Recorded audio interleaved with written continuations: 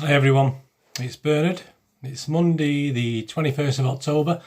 I've had a malfunction with my equipment, so I'm doing this on a phone, so sorry for if it's not quite as good as usual, so I'm having to cobble things together till hopefully they can fix the laptop, or I'm going to have to buy another one, but I won't know till tomorrow. So anyway, I wanted to do this new UK DVD and Blu-ray release video for you anyway, so just bear with me today. Obviously, I'm not saying it's usually professional, but obviously it's a bit more messing about with the tablets and things to get the information today. Right, new to UK, push your subscribe button if you like it anyway. If you think it's funny because I've made such a mess of it, push your subscribe button. Push the bell notification so you know when these videos are coming out. So this is Bernard on behalf of MovieGameNostalgia.com. Right, I'll start again. What we've got this week? Well, we'll start with Men in Black International. Comes out today to buy.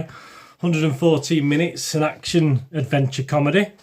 The Men in Black have always protected the Earth from the scum of the universe. In this new adventure, they tackle their biggest threat to date, a mole in the Men in Black organisation.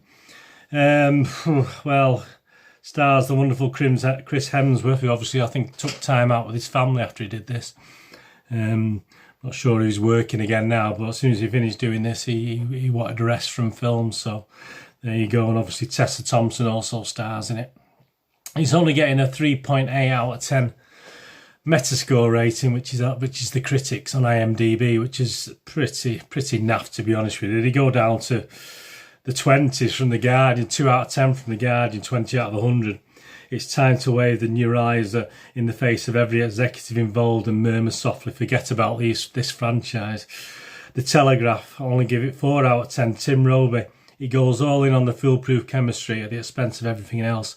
We know from Thor Ragnarok and the subsequent Avengers powwows how well Chris Hemsworth and Tessa Thompson can spar, but their partnership only takes the film so far when the script's in freefall and nothing else seems to have a stake. So, I mean, the highest ratings coming from the rap, William Bibiani, the rap, 7.5 out of 10. It lacks ambition or depth, but it's delicious and filling, proving as if anyone still needed proof that Tessa Thompson and Chris Hemsworth are two of the most likeable movie stars in the galaxy. So they liked it, obviously, but I say they're in very much a minority with only a 3.8 out of 10. And the user reviews aren't a lot better. I mean, the user reviews are 5.6 out of 10. Which isn't great, to be honest with you, 5.6 out of 10. So you can see a couple of those. See what they're saying, and then I'll give you my brief thing on it.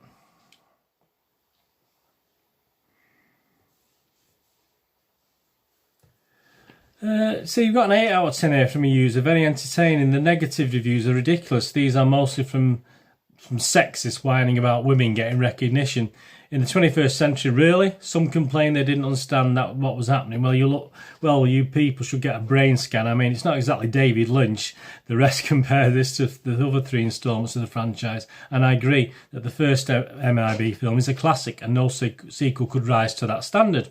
But don't tell me you like the mess that was the second one better than this. It's an enjoyable watch. I love both Thompson ladies. So, yeah, I mean, to get a 5.6, it's obviously not, rave reviews, obviously. I give it 7. I give it a 7 out of 10. I don't think it was that bad. I mean, I like the original Men in Black. So I did my poster thing last week. Obviously, we did the Men in Black 1 and 2 posters.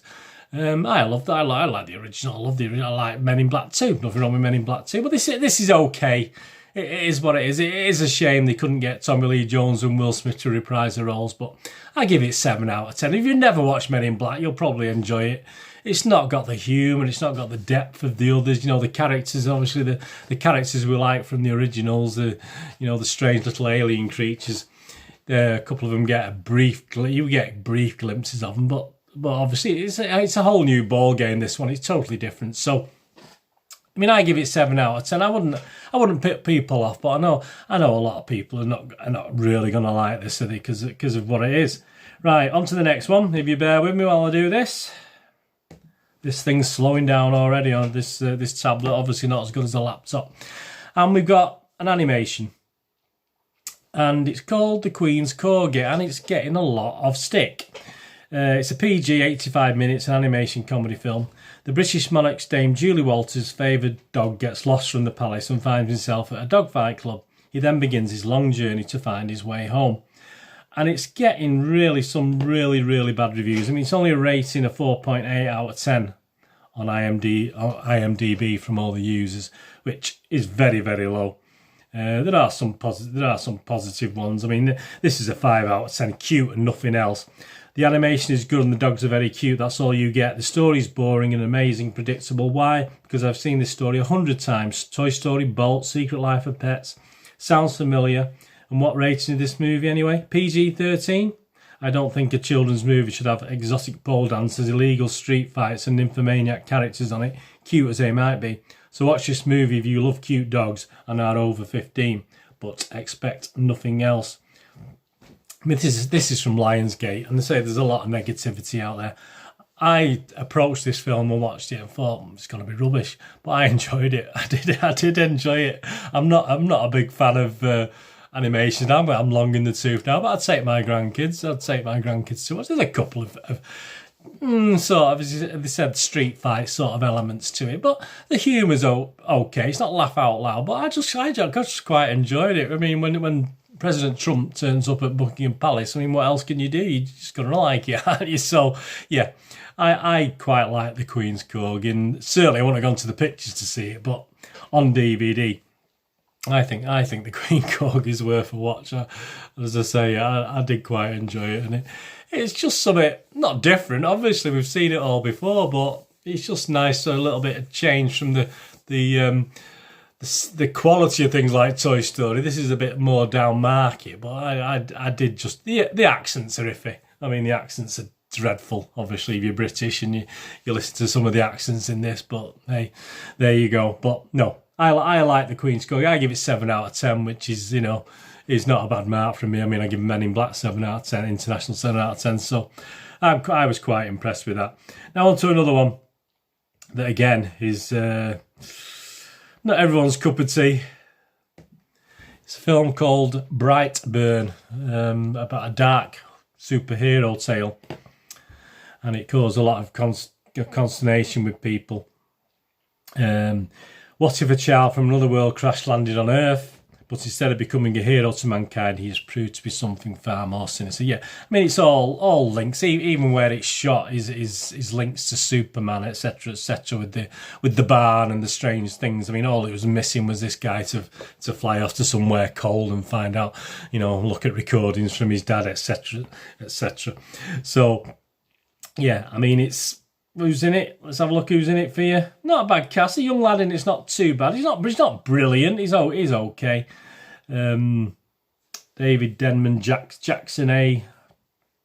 What's his full name? So I'd say, just bear with me on this tablet thing. It's so slow. Jackson A. Dunn plays the young lad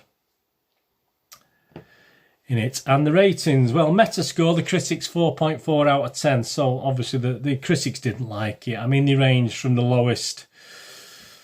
Slamp Magazine, Ed Gonzalez, give it 2.5 out of 10. Variety, Dennis Harvey, give it 4 out of 10. A watchable but super silly mix of superheroics and evil child horror that mashes together singly uninspired ideas from both. But you do get a couple of good positive reviews. 8.3 out of 10. The playlist. The film is a gem, especially for anyone yearning for a superhero film that gleefully tortures familiar good versus evil formula and introduces far more sinister sensibilities. Yeah, so, but 4.4.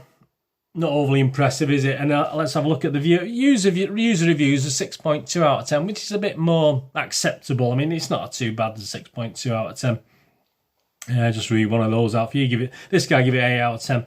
I was waiting for this movie. This is K.S. Gillian. I was waiting for this movie after seeing the very interesting trailers for it a few months ago. I was hoping for something new and fresh in an area flooded with do-gooders and the upright. Thankfully, this movie delivers on this and more. The premise of the film is not one we've seen before.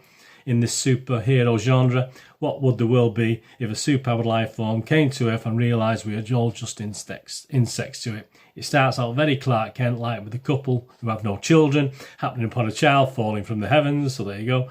The parents see this as a blessing, etc., etc. So yeah, I mean, he give it 8 out of 10. I'm telling you now, I give it 7 out of 10. Again, I'm all on the 7s today, aren't we? I give it 7 out of 10.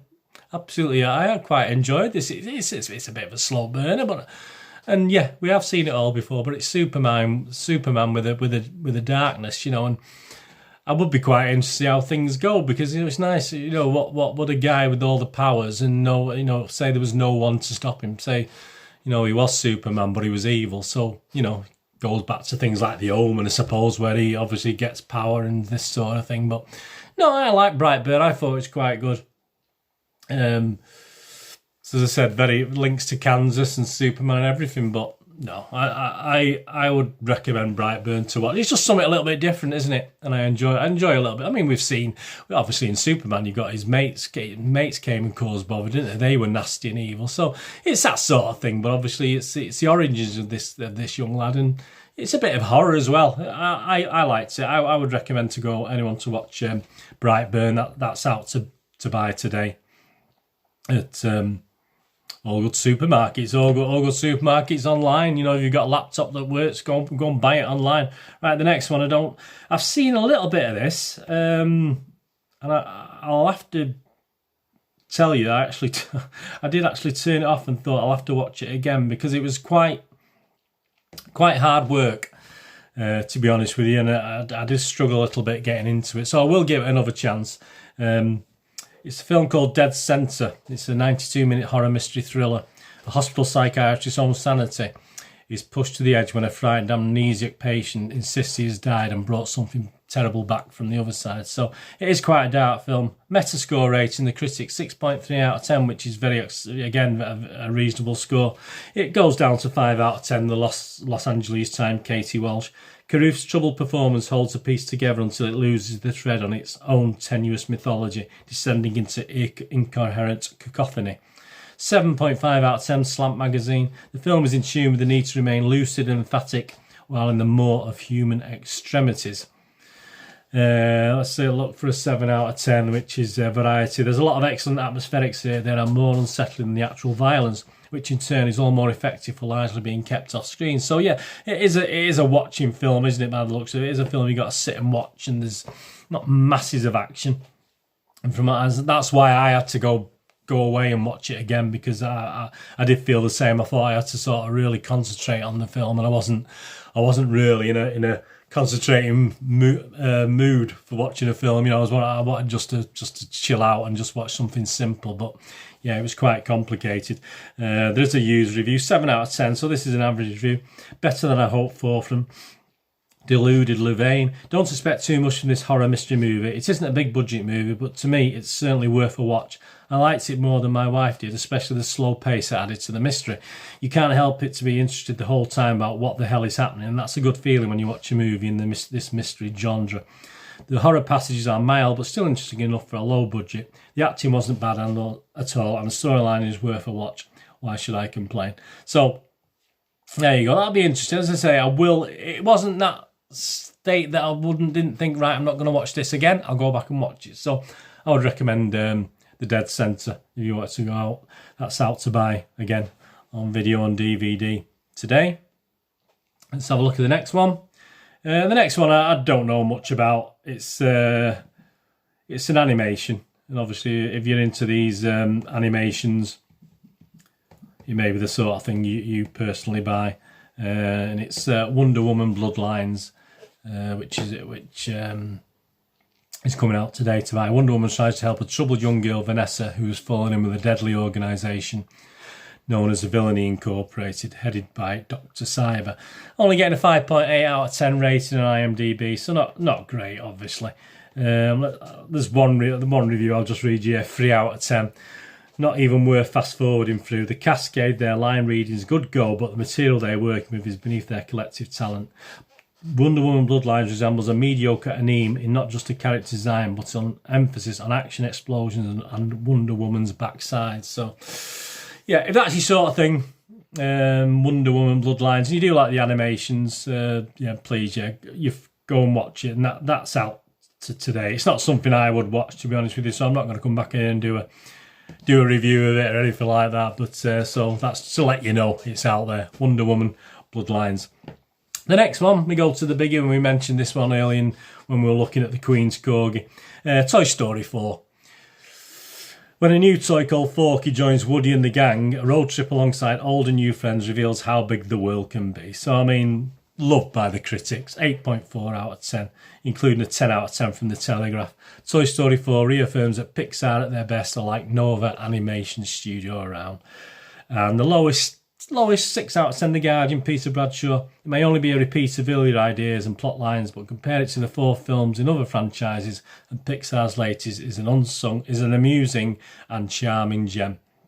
So yeah, I mean, basically the critics are all sticking up for Toy Story 4. Is there a user review? I'll just have a quick look on the user and say I can't get access on this thing to loads of reviews. I just want to see there's a